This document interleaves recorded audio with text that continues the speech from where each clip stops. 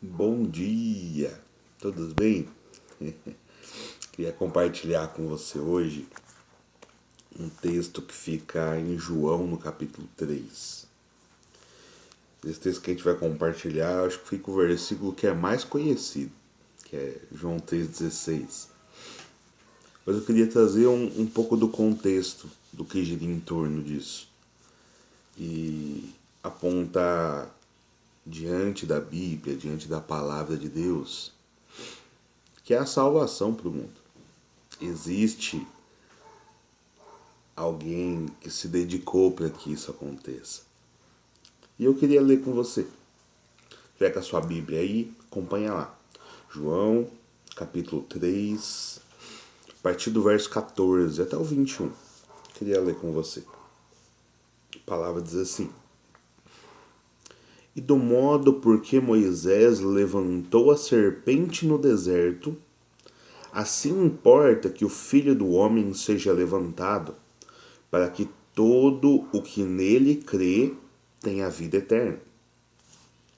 Porque Deus amou o mundo de tal maneira que deu o seu Filho unigênito para que todo aquele que nele crê não pereça, mas tenha vida eterna. Porquanto Deus enviou o seu Filho ao mundo, não para que julgasse o mundo, mas para que o mundo fosse salvo por ele. Quem nele crê não é julgado, o que não crê já está julgado, porquanto não crê no nome do unigênito Filho de Deus. O julgamento é esse, que a luz veio ao mundo, e os homens amaram mais as trevas do que a luz, porque as suas obras eram más.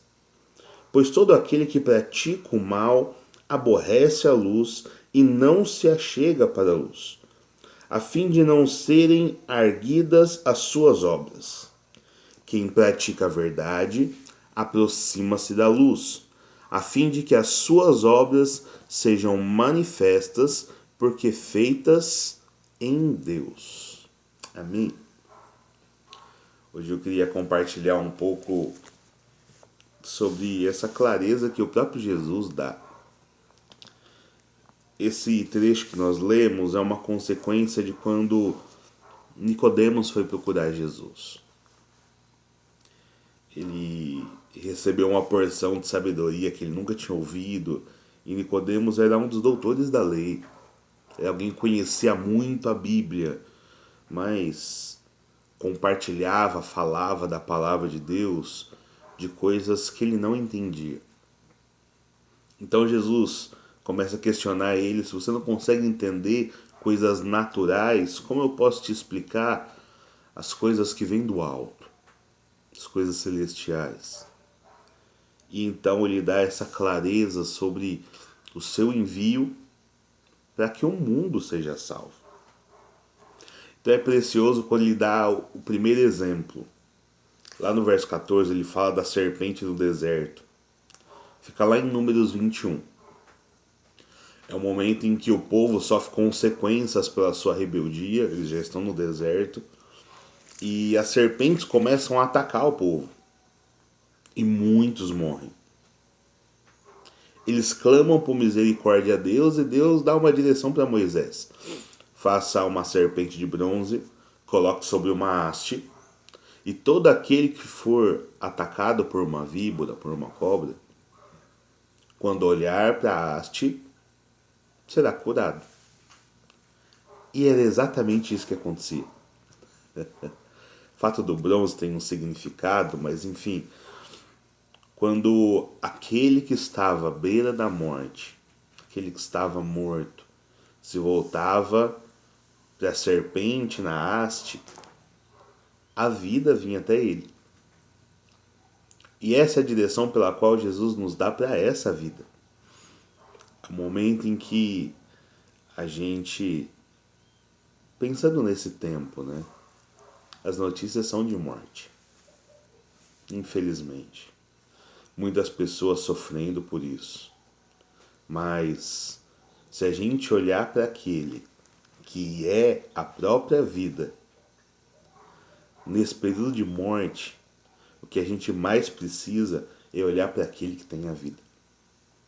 Em nome de Jesus e olhando para Ele, busque a vida que só Ele pode dar.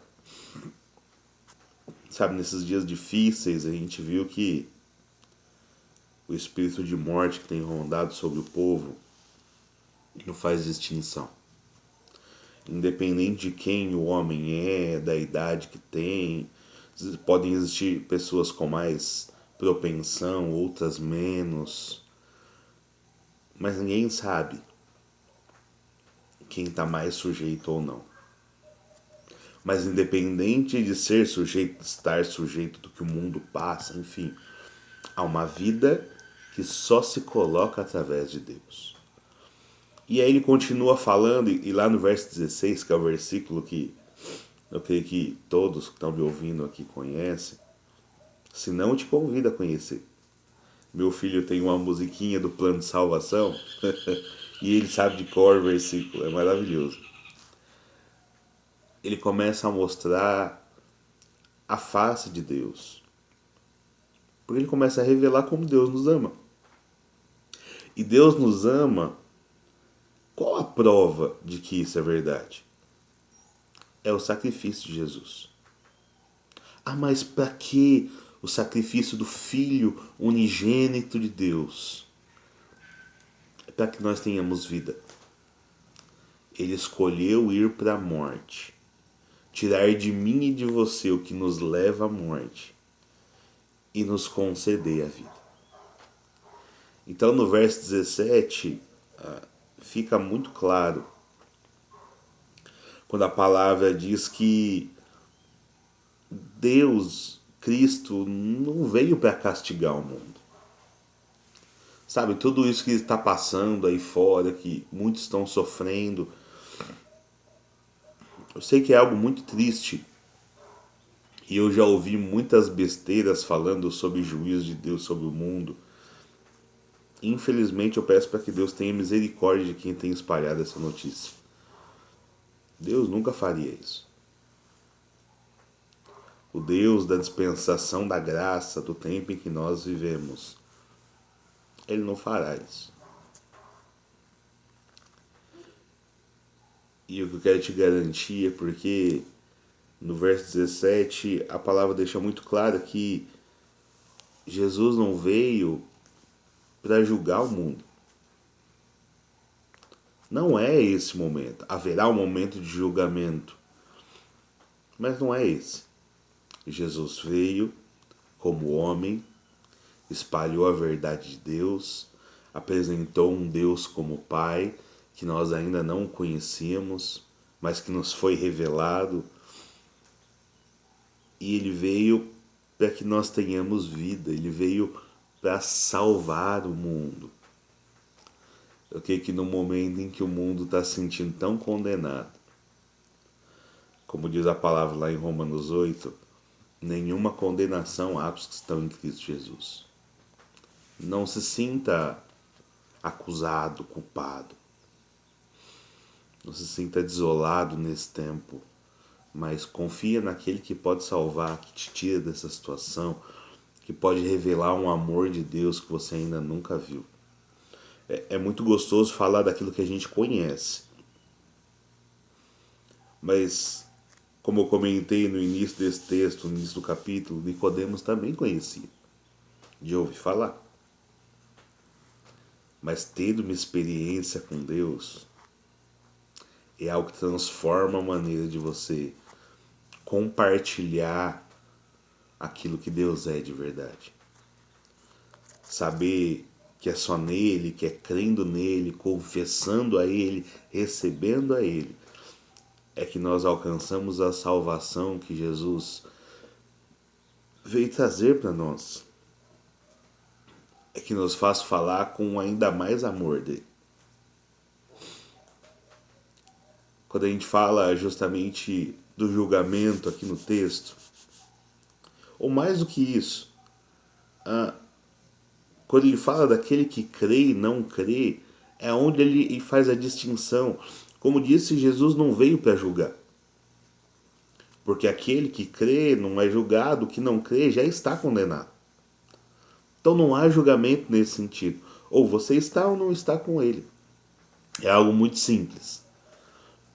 Mas aqui ele explica sobre esse julgamento. Qual é? Então ele diz: o julgamento é o amor. É a maneira com que você ama, é o que você ama.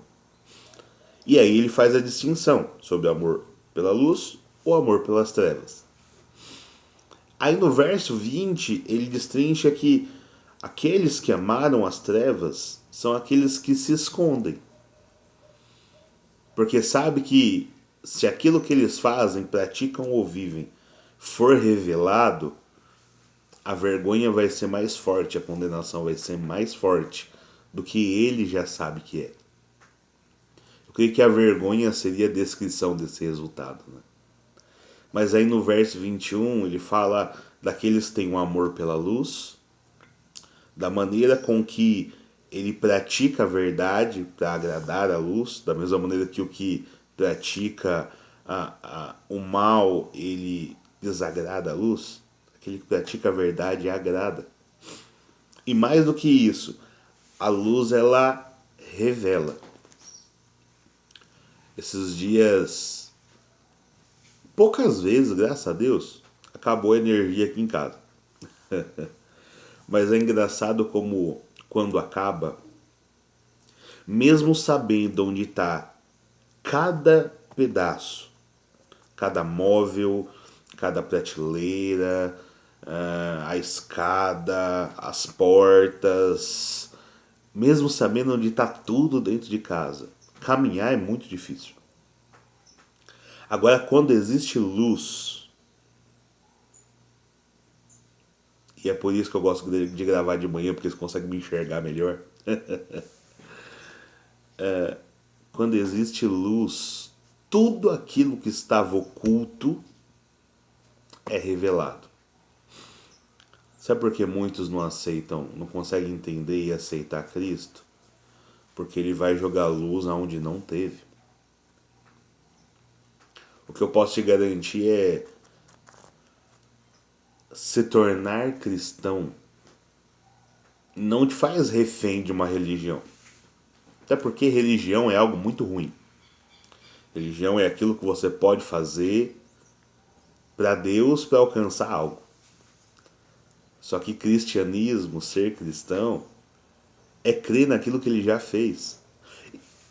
Para pensar no contexto do que essa palavra está dizendo e do que a Bíblia diz. Não quer dizer de algo que você faça para agradar a Deus e aí Deus te conceder algo para viver melhor.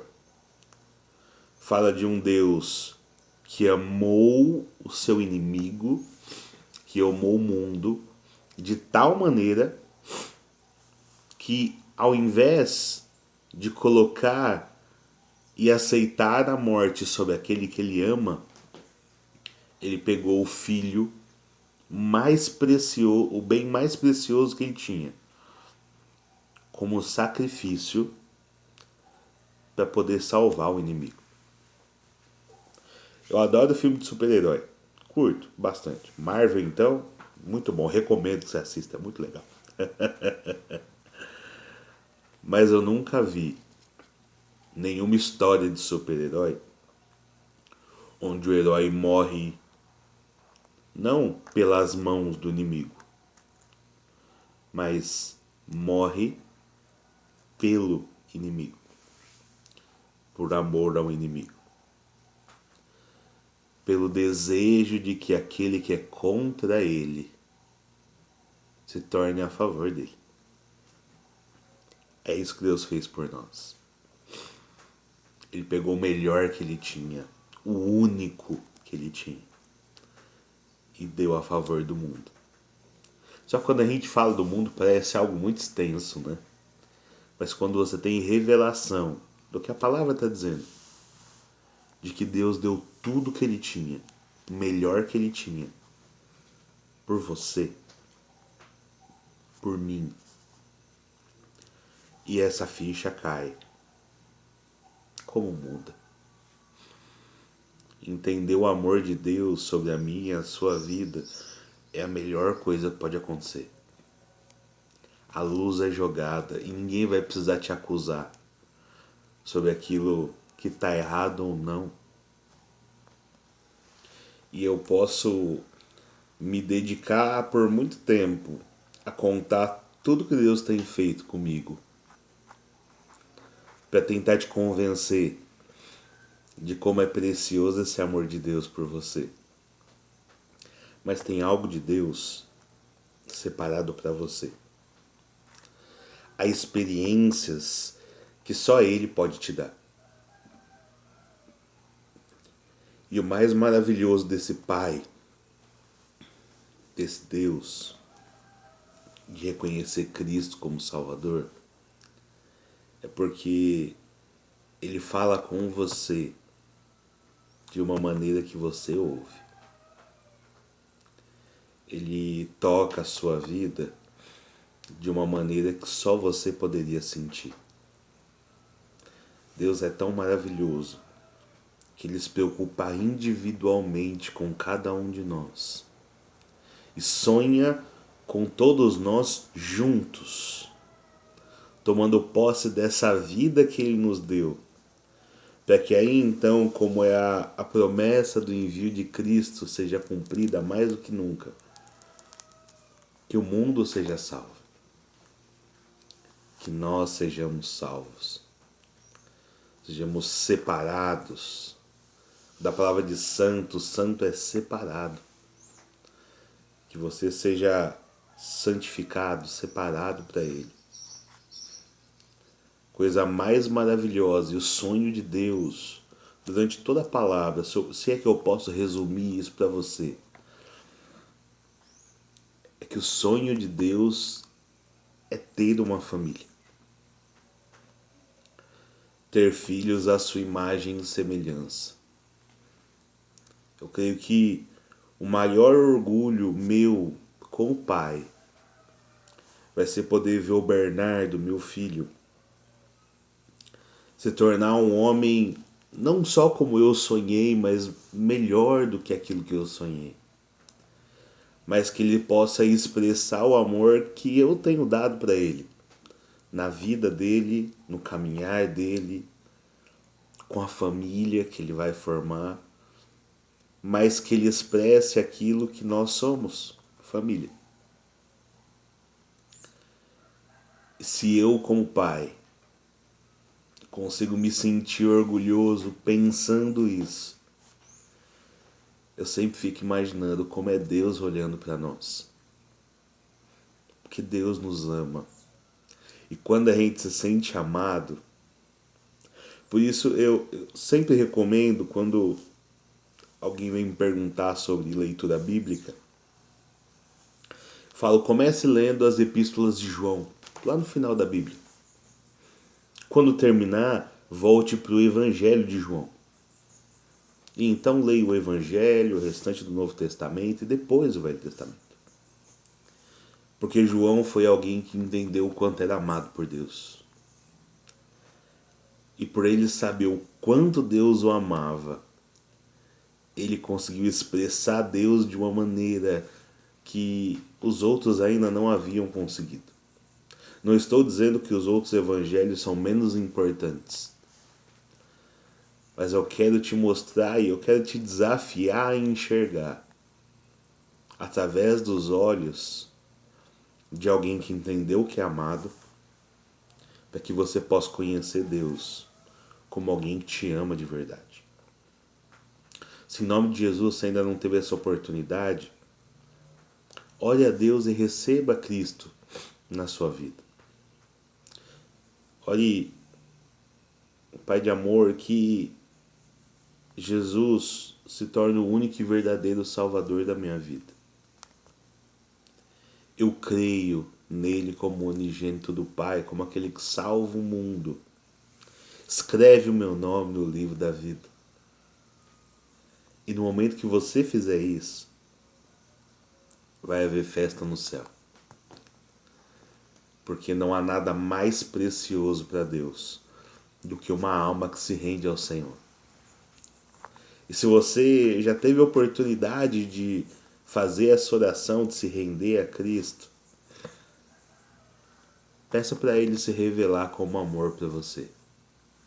Você vai ver como seus olhos mudam, como o mundo muda, como as dores que têm se passado nesses dias não vão fazer mais diferença. Porque mesmo num mundo recheado de morte, você vai ter certeza e a convicção, e mais que isso, a revelação por experiência própria de como é ter a vida de Deus. Amém? Multiplique essa palavra, compartilhe se você puder. Que Deus fale muito com você. Que nesses dias você tenha experiências novas com Ele. E eu adoraria que você compartilhasse cada uma delas comigo. Amém? Seja você um mensageiro desse amor de Deus. E fique na paz do Senhor. Amém.